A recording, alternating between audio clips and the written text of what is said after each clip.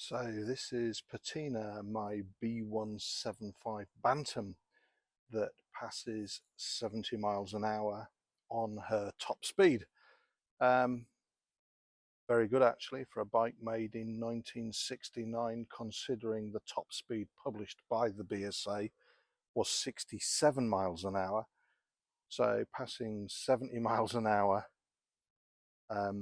considering her age, isn't all of that bad. But when we put that into modern perspective, I've got electronic ignition, we've got the modern fuels, we've got a brand new AML carburetor, and we have tools that enable us to give us every opportunity to leverage every piece of brake horsepower that we've got. I think these were 12.3, 12.6, and when you consider that against my D1, which was the earliest model of the Bantam, albeit it's the plunger model, being less than 4 brake horsepower, this bike in any modern marketing terms would not be called a BSA Bantam, because people attribute the days of the post office to telegram delivery service typically on the D1, but ironically, heading into the 70s, the post office, the general post office, did buy a number of B175s to deliver their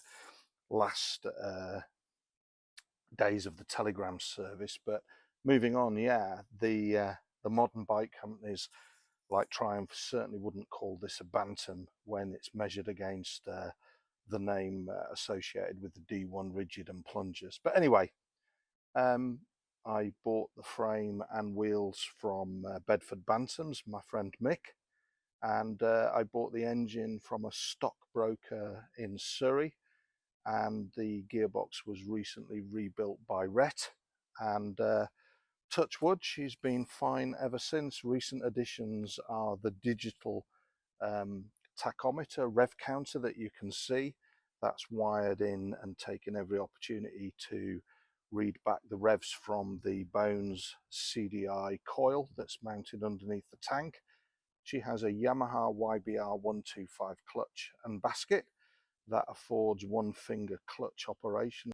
First 3/4 of the near side of Patina. Britax, quite a famous 1970s brand similar to Stadium, made everything from helmets, certainly branded them, to racks, to lighting systems. But yeah, Patina has a lightweight rear rack.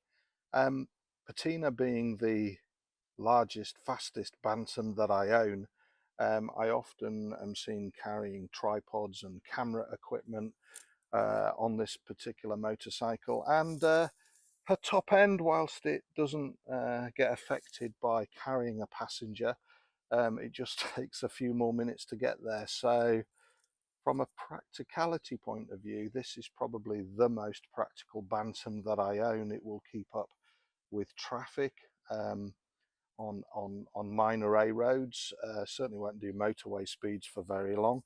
Has the later carburetor, as you can see down here. Let me just get my finger right. It has a amyl concentric carburetor rather than the typically associated monoblock, which was the earlier carburetors, the 375s with the earlier model Bantams. You can only just see the plug, just there, the little bit of reflection from the head, but it's got a center plug head, which was common to the B175. It's right-hand gear change, as you can see there, and it's had a recently recovered seat, and I think the rivet counters may think that I've overfilled that seat with foam. I've got two densities in there, from firm to soft, and the Fenland roads certainly need every help for my posture and my back and my bum, to keep it free from all the jars associated with the potholes. You can see there that the engine, if you look closely, looks an awful lot cleaner than the actual frame and the mudguard. She's literally wiped down with an oil-soaked cloth or WD-40. She's rarely washed or cleaned, but the electronics and the mechanical element of the motorcycle is maintained, as well as my Nortons and my Triumphs. My friends may have a snide comment to say they're not terribly well maintained, but I can't remember the last time that I broke down on any of my bikes. Side stand, it's not a common feature on the Bantam, and this is another piece of Japanese technology. It's a ZZR 400 side stand that has had the switch ground off. You'd usually see that if you can see the hole there just above my finger. It looks like a grey spot at this speed, but it's actually a sensor mounting switch, and I've taken a grinder to the Japanese switch assembly that would prevent a ZZR rider riding off with his side stand down. Arguably, I could have done the same. I could have wired that into the CDI, the electronic ignition system, and it would have prevented me riding off with the side stand down. But I found that the center stand, even with the correct spring, for those that follow me on YouTube will know that even on a Bantam, I like to get my knee over, and the ground clearance simply wasn't there to afford me to do that. So I've left the lugs for the center stand on, but I rely heavily on the fact that I've got good ground clearance on this machine.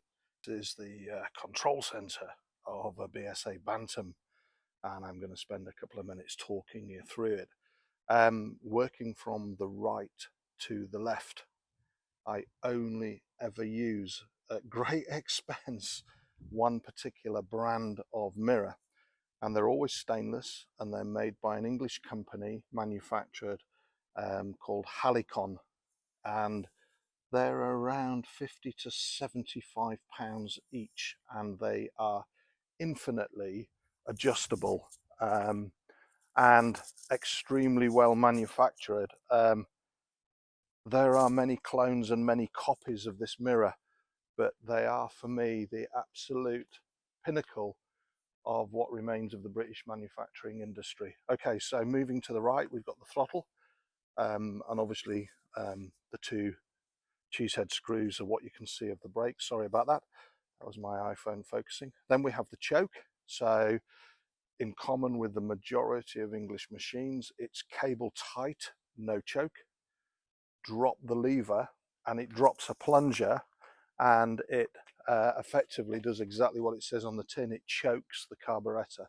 So raise it, no choke, and this is choke. A bit of an Achilles heel, because on my Triumphs that is the other way. So like anything old, as you're riding along, it can vibrate and actually start to choke itself. So carrying a penny or a house key allows that to be tightened up.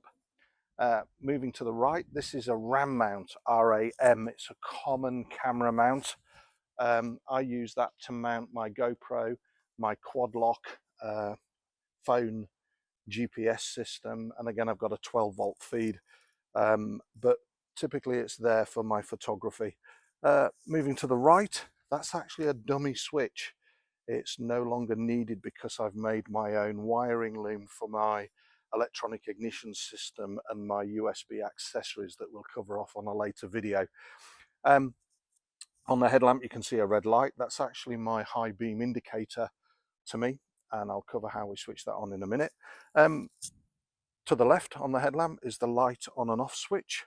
Obviously in the center you can see the speedo. In this case it's up to 80 miles an hour, which is, I don't know, tell a fib, it's up to 100 miles an hour.